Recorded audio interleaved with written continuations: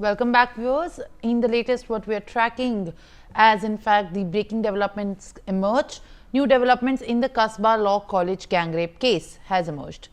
A second medico-legal examination of the survivor was conducted at the Kolkata Medical College on Saturday, 3 days after the alleged incident took place. The findings point out to the clear signs of physical trauma, with injuries noted on the multiple parts of the body. The report concludes that sexual assault cannot be ruled out, making a critical piece of evidence in the ongoing probe. Brian Thomas joins me with more updates. Brian, second medical legal examination will be taken out, and in fact, this is one of the latest flashpoints between the ruling government and the opposition in the state of West Bengal. Also, a very big shocker for the entire nation of how this case has come at a time when, in the backdrop of the Arjikar medical rape case and murder, in fact, there have been mounting concerns over the safety of the women.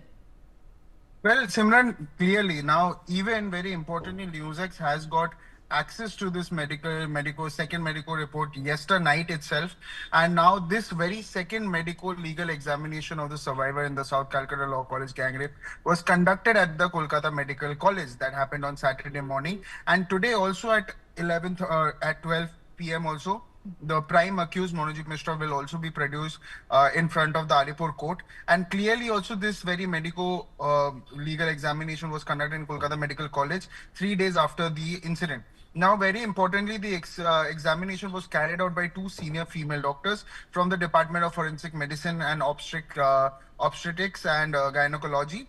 It involved a comprehensive physical checkup, swab collection, biochemical analysis, internal genital examination, and also the inspection of the nails and skulls itself, Simran. All right, Brian, continue to stay with us. We are also tracking more updates, but let me first get in my guest. Ellen Rao, former Deputy Commissioner of Police, New Delhi, is joining me live on the telecast. Appreciate you joining me this morning. Mr. Rao, how do you look at this entire incident? And of course, there is a lot of talk over how this is very much disturbing and of course raises concern over the safety of the women.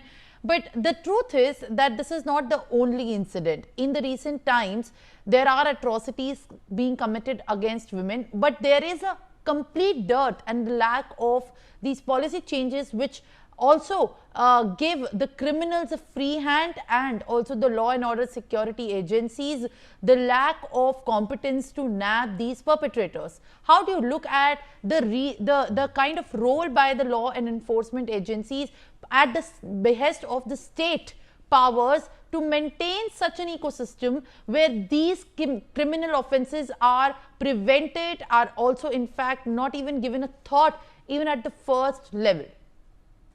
Good morning, Simran, to you and all your viewers. And this is really a very shocking incident again. And this second post-mortem report, that is a second medical examination report by two senior medical officers about the analysis of the post-mortem report.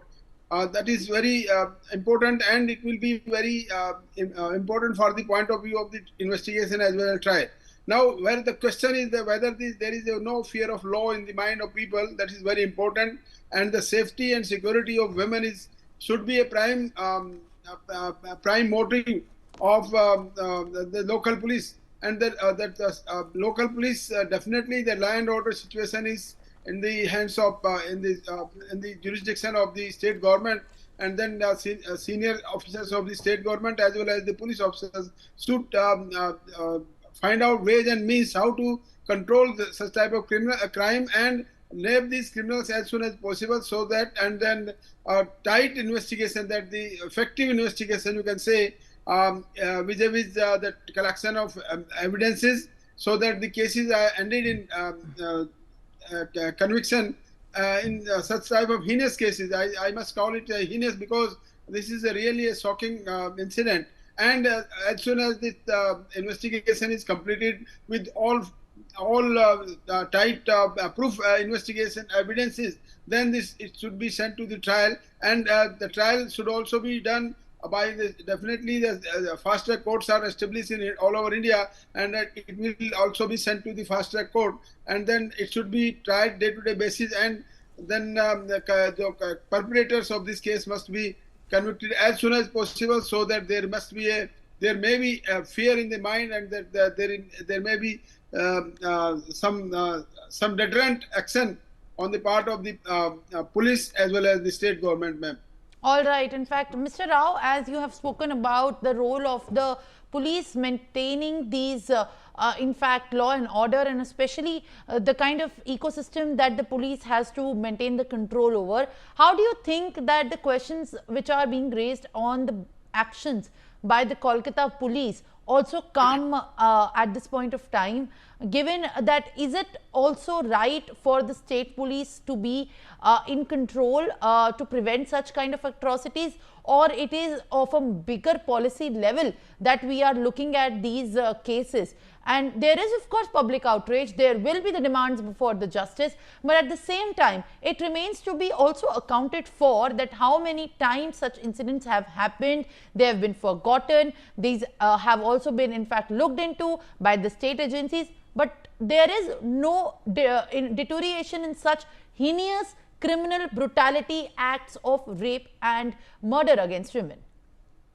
Definitely, Simran, these all type of cases speak that the repetition of such type of cases definitely speaks very low about the state police as well as the state government, because law and order situation, as I said earlier, that is a prerogative of the state government itself, and the public image all is built up because of the prevention of such type of crime. And if there is no prevention, then definitely hue and cry has to raise by the public, because these type of cases are not at all tolerated in the civil society.